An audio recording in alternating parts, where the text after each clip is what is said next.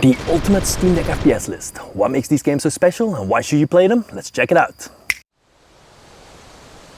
This has got to be one of my favorite first-person shooters of all time. Doom Eternal redefined what modern shooters can be. Each battle is a violent ballet of shooting, platforming and gore. You need to be on the move. Verticality and platforming play a big role, using your double jump and dash ability to hop from platform to platform. All the while chainsawing and gore killing, yes, that's an official term, enemies to replenish your ammo and health. This is a difficult game though, and more often than not, your nicely timed jump comes to an end because of a rocket to the face. And I haven't even talked about the amazing story yet. Demons have consumed and terraformed over 60% of Earth. The Doomslayer is humanity's last hope. It's up to us to stop the alien Mech's plans from exterminating humanity. The game looks great, performs and plays really well on the Steam Deck. There's HDR and even low-level ray tracing that doesn't kill Steam Deck performance. It's fast, brutal and amazing. An absolute recommendation. Also, it has the best underrated scene in any video game ever. Check this out. Corporate says we should let them through!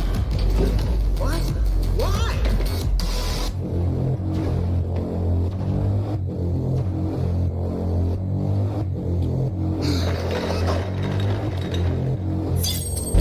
Hey! Who are you?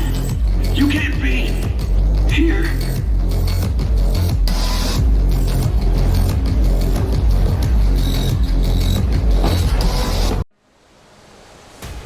Everybody's heard of the BioShock series. All three games are among the pinnacle of gaming and storytelling. But it's the atmosphere of these games that really stands out. From the ride down to the rapture when you first crash land, to the first time you see a big daddy and little sister, to the final plot twist I really didn't see coming. The underwater world created in BioShock is absolutely incredible. When you arrive, it's obvious all kinds of things have gone very wrong here. This is supposed to be an underwater paradise. Instead, you find a nightmarish free-for-all. Every man and woman for themselves trying to survive among the deranged and deformed beings called splicers. The setup is incredible. The remakes bring the graphics back into the modern era, and it runs great on the Steam Deck to boot. Games based on movies are a dime a dozen. Good games based on movies are a special breed. RoboCop Rogue City came out of nowhere and took the world by storm. Why, you might wonder? Well, first of all, RoboCop is awesome. But second, and most importantly, it nails the RoboCop movie vibe completely. This is no fast-paced action shooter like Doom or Call of Duty. RoboCop moves slowly, his footsteps echoing loud. The game does a great job of making you feel like RoboCop. Bullets blink off your armor while you waltz into a criminal hideout. The HUD highlights enemies and other dangers, all the while you're dispatching enemies with bursts from your Auto 9.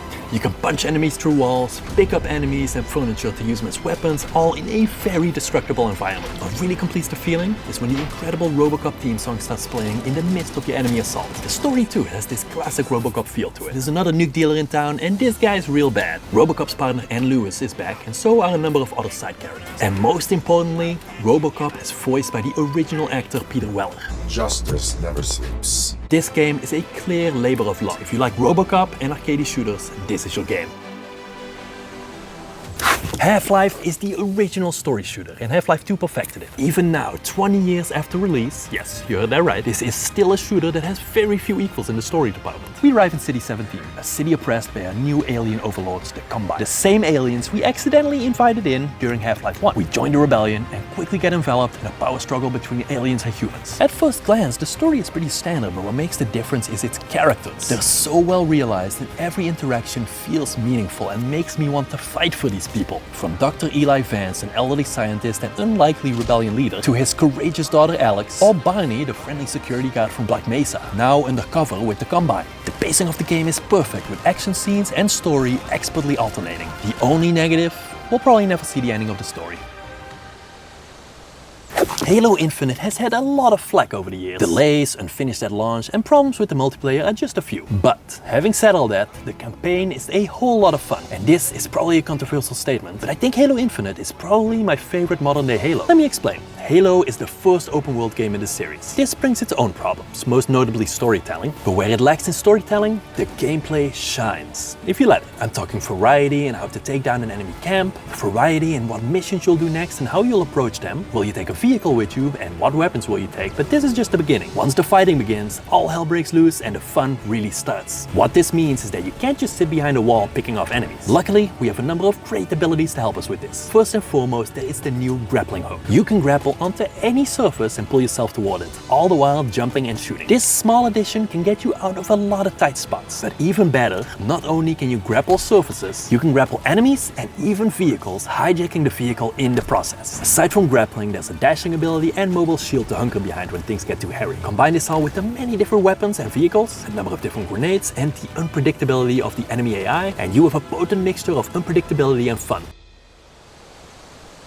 If you've ever wanted to play in a buddy cop movie in a sci-fi setting and your buddy is a mech, this is your game. Titanfall is foremost a multiplayer game, but its single-player campaign is incredibly underrated. If you've ever played a team shooter, you have a pretty good idea of what this is. But you can take control of your teammate at any time. The switching between first-person shooter and mech warrior is just a small part of what makes this game so good. Your mech, BT-7274, isn't just a mech. He is a fully sentient being, and this is one of the campaign's biggest strengths. In the 5 or so hour single-player campaign, Rifleman Jack Cooper, who out of necessity needs to take control of the Titan, forms a genuine connection with the massive machine. BT and Jack are constantly communicating and bantering back and forth, and this perfectly adds to the fast and fluid gameplay. On the one hand, there are Jack's mostly traditional FPS mechanics. I say mostly because, like the Doomslayer in Doom, he can also wall jump, run, and double jump, and this gives him a whole lot of options. On the other hand, you can dive into your mech at any time and take control. There are a lot of different mech layouts, and they all play completely different. From a sword/melee focus to a sniper focus with hover. Combine all of this variety in gameplay with the bantering back and forth and the massive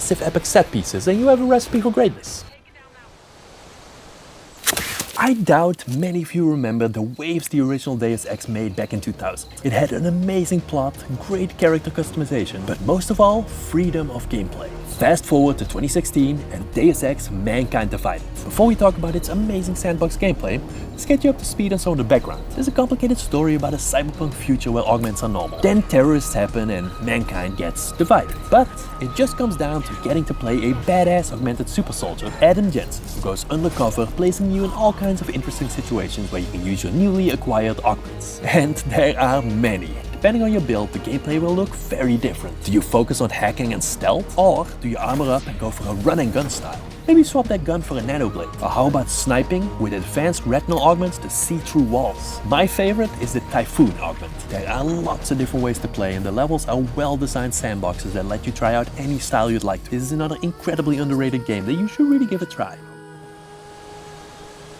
Do I really need to say anything more? I know I made a video on how Resident Evil 7 is the best, but let's be honest here, that game does not have Lady Dimitrescu. I mean, this has got to be the scariest and sexiest bad guy in all of video game history. Okay, but aside from the 10-foot tall femme fatale, the game isn't half bad either. The 5 distinctly different areas you'll be exploring stand out for me. Especially House Beneviento gave me the creeps. Had some real Silent Hill vibes going, with a particularly memorable boss fight that I don't want to give away. The story's pretty good too and actually made me care about what I was doing. Rose, the daughter of Ethan and Mia, has been kidnapped because Umbrella, I think? I'm not sure. All I know is that I wanted to get that little girl back to her dad. And you go through some crazy stuff to do it. I can tell you this, Ethan's hand goes through a lot. Calling this an FPS might be a stretch, but it's just such a damn good game and I've never played anything like it. It's hard to pin down what makes Kingdom Come so good, but I think it has something to do with how difficult and realistic everything feels. Take for example the sword fighting. It's not a simple matter of hacking, slashing and dodging. No, you can attack from 5 different directions. Say you slash attack from the top right. To block or parry, your opponent now has to mirror that direction with his sword at the right time. Slash and pierce attacks hit differently too, and depending on the situation, one might get through but the other doesn't. Add to that your stamina meter, kicks and movement, and you have a complicated sword fighting simulator. This level of depth and realism is present all throughout the game. Want to shoot your bow? Better get practicing and get good. Also make sure to pay attention to your sleep, thirst and hunger levels, or you might just pass out. Even speech and persuasion is more complicated than in other games. This is a game you have to play to get good at, but once you get it, it's a whole lot of fun. Among the many Bethesda games, Prey is one of the least recognized. This sci-fi space shooter is creepy, has a great story, and has some of the most original unlockable powers in a game I've ever seen. These unlockable powers are related to the game's enemies, the Typhon. But let's back up a little first. What's going on? Well, naturally, there were aliens and experiments gone wrong, and I was stuck on a space station with said aliens on the loose. This is where these new powers come in. By scanning the aliens, which is often easier said than done, you gather research. Do this enough and you unlock alien powers. And like I mentioned before, this game has some fun powers to play with. There's your basic powers like improved stamina and gun handling, more exotic stuff like fire, electric and telekinetics. And those are cool, but then there's the really interesting stuff like a teleporting ability or an ability that lets you turn dead enemies into minions. Or how about this? An ability that lets you mimic items and matter, meaning you can turn into a cup of coffee to sneak up behind your enemy. Or better yet, become a turret and take them out. There are a lot more abilities to discover in this underrated gem, and I'd highly recommend it. Dying Light is a zombie apocalypse series. In both games, you're stuck in a city overrun by zombies. During the day they're slow, but at night they turn into terrifyingly fast predator zombies called volatiles. What the hell is even And there's great combat and gunplay and a fun mission structure. But what really sets these games apart is the parkour. As soon as you step out of your base into the open world of Dying Light, it is game on. Zombies are everywhere, and the only place that's really safe is on the rooftops. And since zombies are notoriously bad climbers, this is where the parkour comes in. And man, if there's one thing these games do well, it's making the parkour look and feel awesome. You're jumping from building to building, climbing radio towers, diving down from dizzying heights, and it all feels very fun and smooth. Where the game gets really crazy is at night. You're gonna want to be a lot more quiet and careful. Remember those volatiles I was talking about earlier? These guys can climb, and they are insanely fast. Once these guys spot you, it is a race for survival to the nearest safe zone. And more often than not, you won't make it. And it's a lot of fun.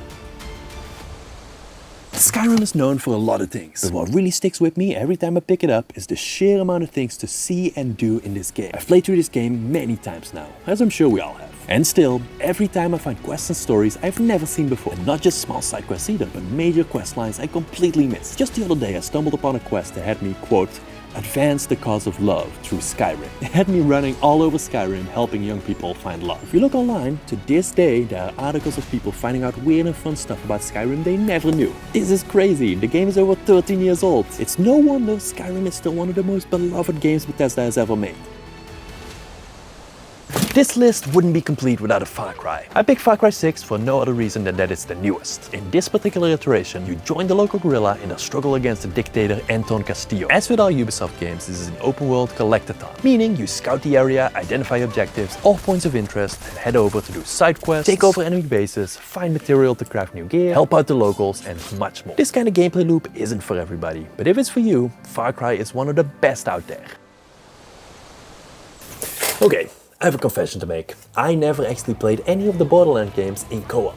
But even in single player, these games are a ton of fun. Take Borderlands 3 for example. It's just such a fun collection of strange missions, weird characters and bosses, amazingly diverse weaponry, complete with interesting secondary options, and 4 wildly different Vault Hunters to play as. The co-op in this game looks great. Weapons can be shared and traded after they've been picked up. There's a cooperation mode that level scales for each player individually, and instance loot different for each player. A great game both in single and multiplayer.